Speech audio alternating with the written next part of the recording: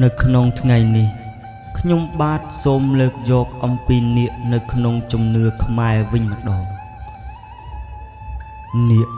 គឺជារូបសត្វម្យ៉ាងមានទ្រង់ទ្រាយស្រដៀងទៅនឹងសត្វពស់តែមានរូបរាងប្លែកជាងសត្វពស់តាមគំនូរនិងចម្លាក់ខ្លះនាគមានក្បាល1ក្បាល3ក្បាល5ក្បាល7ក្បាល9ក៏មានជួនកាលទៀតមានរូបរាងយ៉ាងចម្លែកទាំងភ្នែកមុខមាត់ស្រកាជួនក៏មានជើងទៀតផងខ្មែរជឿថានាគគឺជាសត្វមានអានុភាពនិងឫទ្ធានុភាពហើយអាចក្រឡាខ្លួនជាមនុស្សបានឬពាក់កណ្ដាលមនុស្សក៏បានអស់រយៈពេលជាច្រើនឆ្នាំមកហើយដែលមានមនុស្សជាច្រើនស្វែងរកក៏ដូចជាបង្ហាញរូបរាងពិតប្រាកដរបស់សត្វនាគតែទោះជាយ៉ាងណាក៏ដោយក៏មិនទាន់មានអំណះអំណាងណាមួយពីរូបរាងរបស់សត្វនាគដែលប្រកបដោយមហិទ្ធិឫទ្ធិនេះឲ្យច្បាស់ផងដែរប៉ុន្តែនៅក្នុងគំនិតរបស់មនុស្សភាគច្រើននៅតែជឿជាក់ថាសត្វនេះនៅមានជីវិតនៅលើផែនដីនៅឡើយដែលជួនកាលអាចទៅជ្រកនៅទីអាត់កំបាំងមួយពីភ្នែករបស់អ្នកដទៃហើយនឹងផុសចេញនៅថ្ងៃណាមួយមិនខាននាគនឹងកំណើតខ្មែរតាមរយៈរឿងព្រេងដែលនិទានតគ្នាដែលនិយាយអំពីដើមកំណើតខ្មែរនៅលើសុវណ្ណភូមិប្រជាជនខ្មែរភាគច្រើនយល់ថាពួកគេមានខ្សែស្រឡាយពីព្រះនាងនាគជាបុត្រនាគស្ដេចនាគភុជុំនាគនិងបុរសម្នាក់ដែលមានឈ្មោះថាព្រះថោងដែលរស់នៅលើទឹកដីគោកឃ្លោករហូតបង្កើតបានជាប្រទេសមួយហៅថាកម្ពុជាតេសឬប្រទេសកម្ពុជាសពថ្ងៃនេះឯងម្យ៉ាងវិញទៀតរឿងនិទាននេះក៏ត្រូវបានកត់បញ្ចូលនៅក្នុងកំណត់ត្រារបស់លោកកាងតៃដែលជាបេសកជនជាតិចិនមកពីស្រុកខ្មែរតាំងពីសតវត្សទី3ផងដែរនិមិត្តរូបនៃនាគបើនិយាយចំពោះប្រជារាស្ត្រខ្មែរវិញនាគមានអត្ថន័យខ្ពង់ខ្ពស់ណាស់ព្រោះជានិច្ចជាការខ្មែរតែងគោរពបូជាដល់សត្វនេះគេយល់ថានាគគឺជានិមិត្តរូបនៃភាពត្រជាក់ត្រជុំជាស្ពានចម្លងពីឋានមនុស្សទៅឋានទេវតានិងជានិមិត្តរូបនៃការការពារនិងថែរក្សាសម្បត្តិប្រកបដោយមហិទ្ធិឫទ្ធិហើយការពារនោះកាន់តែស័ក្តិសិទ្ធិចំពោះសត្រូវដែលមើលមិនឃើញដែលព្យាយាមបៀតបៀនដោយអំពើធ្មប់ឬចំពោះខ្មោចព្រាយបិសាចដែលប៉ុនប៉ងយាយីនៅក្នុងស្ថានភាពលំបាកទន់ខ្សោយឬក៏ត្រូវគេឈ្លានពាននោះប្រជារាស្ត្រខ្មែរជឿជាក់ថានឹងមានពេលណាមួយនាគនឹងផុសឡើងនៅលើទឹកដីកម្ពុជាហើយជួយឲ្យទឹកដីនេះប្រកបដោយភាពសម្បូរសប្បាយនិង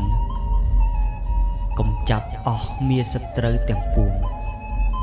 ត្បិតពួកគេមានខ្សែស្រឡាយនាគនិងសត្វនាគម្ល៉េះហើយទើបសត្វនាគមិនចាក់ឆ្ងាយចោលទឹកដីនិងកូនចៅរបស់ខ្លួនឡើយបើពិនិត្យទៅលើសំណង់សាសនានិងសំណង់សាធារណៈផ្សេងដូចជាប្រាសាទព្រះវិហារជាដើមនៅតាមដំបូលជញ្ជាំងឬសសរជាដើមគេតែងឆ្លាក់រូបនាគនៅក្នុងបំណងដើម្បីជួយការពារនៅមរតកទ្រព្យសម្បត្តិឬការពារទីឋានដ៏ពិសិដ្ឋទាំងនោះពីមនុស្សអាក្រក់ឬសភាវៈអាក្រក់ដែលបានបៀតបៀនចំណែកឯនាគដែលគេឆ្លាក់លម្អនៅតាមបង្កាន់ដៃក្បាលស្ពាន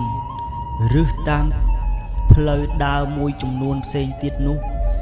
គឺតំណាងឲ្យការការពារនិងការផ្សារភ្ជាប់ទំនាក់ទំនងរវាងឋានមនុស្សនិងទេវតាដែលជាឋានសុខដែលមនុស្សគ្រប់រូបតែងតែពងប្រាថ្នា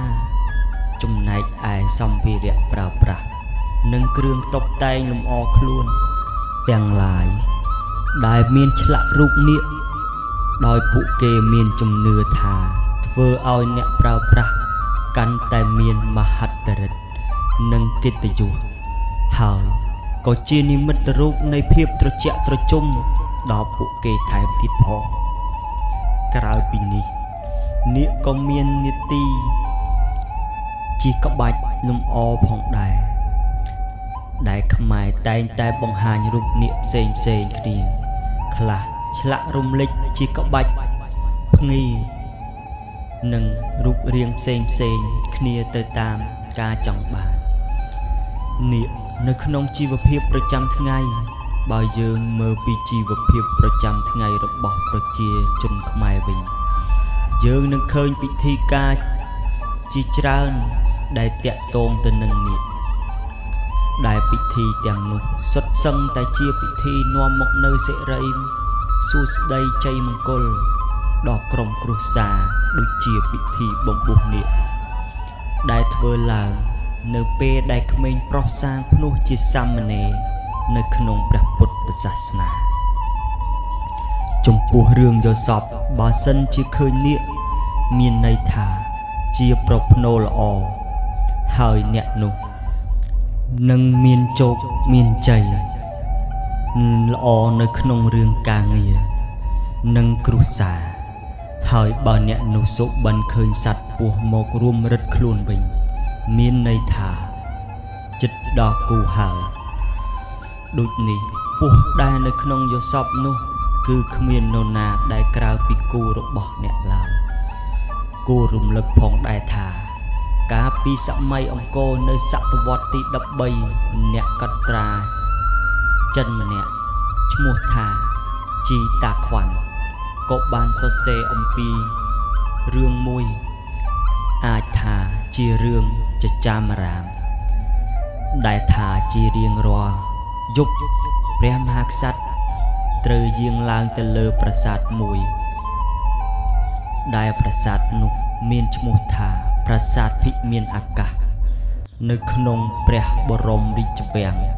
ដើម្បីផ្ទុំជាមួយស្ត្រីដ៏ស្រស់ស្អាតម្នាក់ដែលក្រឡាខ្លួនពីសត្វនាគហើយបើយប់ណាដែលព្រះអង្គមិនបានយាងឡើងទៅលើនោះទេគេមានជំនឿថាហេតុភេទអាក្រក់នឹងកើតឡើងនៅក្នុងព្រះបរមរាជវាំងនិងស្រុកតេជៈជាពុំខានរីឯពិធីរៀបអាពាហ៍ពិពាហ៍វិញនៅពេលដែលកូនកំលោះតោងស្បៃនាងនាគដើម្បីចូលទៅគាល់មេដាបិតានៅឋានប្រជុំនាគចំពោះទំនៀមទម្លាប់នៃការសាងសង់អ្វីមួយគឺគេរើសពេលវេលានិងថ្ងៃជ័យចំណែកឯផ្ទះសំបែងនិងសំណង់ទាំងនោះទៀតសោតនៅមុនពេលសាងសង់គេធ្វើពិធីសែនក្រុងពលីដើម្បីជម្រាបនិងសុំការអនុញ្ញាតពីសត្វនាគមួយឈ្មោះថាពលីដែលជាម្ចាស់ទឹកដីទទួលការដឹងឮចាប់ផ្ដើមសាងសង់មុននឹងពេលចូលមករស់នៅលើទីកន្លែងថ្មីគេធ្វើពិធីនេះម្ដងទៀតដើម្បីជម្រាបជាដំណឹងនិងសុំសេចក្តីសុខចម្រើនចំពោះក្រុមគ្រួសារថ្មីដែលបានរើសមកនៅលើផ្ទះនោះម្យ៉ាងវិញទៀតនៅពេលដែលសាងសង់ផ្ទះក្តីឬសំណង់ផ្សេងក្តីគឺគេជ្រើសរើសនិងសន្មតថាសង់ផ្ទះនៅលើដីរបស់នាគម្ល៉េះហើយការរើសទីតាំងឲ្យស្របទៅតាមក្បួនខ្នាតក្បាលនាគខ្លួននាគពោះនាគនិងកន្ទុយនាគគឺជាទំនៀមទម្លាប់មួយដែលគេធ្វើតគ្នាហើយទីតាំងទាំងនោះអាចប្រែប្រួលទៅតាមខែដែលនាគប្រែខ្លួន ដែលទំនៀមទម្លាប់នេះមានចែងនៅក្នុងសៀវភៅក្បួនខ្នាតតាំងពីបុរាណធ្វើដូចនេះគេយល់ថានឹងទទួលបានភាពត្រជាក់ត្រជុំពីនាគដែលជាម្ចាស់ទឹកម្ចាស់ដីនាគនិងសិល្បៈនិមិត្តរូបនៃនាគមិនមែនត្រឹមតែមាននៅក្នុងជំនឿខ្មែរតែប៉ុណ្ណោះទេ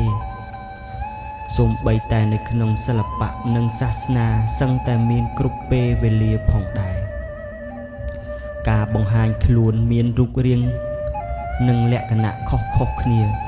នេះមិនមែនជាការចៃដន្យទេពោលគឺខ្មែរធ្វើឡើងទៅតាមក្បួនខ្នាតនិងទស្សនៈផ្សេងគ្នានៅក្នុងសិល្បៈខ្មែរយើងគេឃើញនាគលេចឡើងដំបូងបង្អស់នៅអំឡុងសតវត្សទី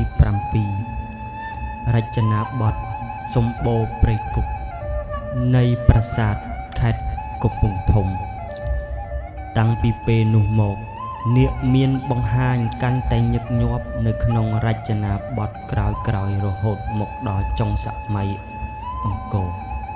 ពាក់កណ្ដាលសតវត្សទី14រូបរាងរបស់នាគដែលត្រូវបានគេឆ្លាក់លម្អគឺមានការប្រែប្រួលពីរចនាបថមួយទៅរចនាបថមួយទៀតទៅតាមសម័យកាលផ្សេងគ្នា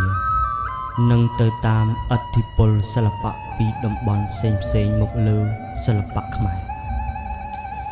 នាគនៅក្នុងសំណង់សាសនានាគមានឈ្មោះជាច្រើនហើយគេហៅឈ្មោះនោះគឺទៅតាមចំនួនក្បាលជាពិសេសគេជឿថាចំនួនសេះ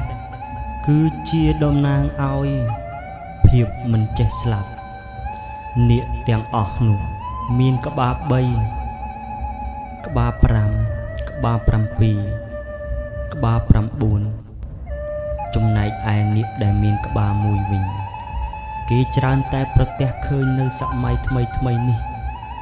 ដែលភាគច្រើនគេឆ្លាក់លម្អនៅលើរបស់ប្រើប្រាស់ផ្សេងនាគទាំងប៉ុន្មានដែលលើកឡើងពីខាងលើនេះគឺជានាគដែលមានតួនាទីផ្សេងគ្នានៅក្នុងព្រហ្មញ្ញសាសនានិងព្រះពុទ្ធសាសនានាគនៅក្នុងព្រហ្មញ្ញសាសនាមានដូចជានាគកម្បបៈក្នុងរឿងមហាភារតៈជានាគតំណាងឲ្យសភាវៈអាក្រក់នាគអរន្តនៈជាក្រែមផ្ទុំរបស់ព្រះនរាយណ៍នៅលើលំហអាកាស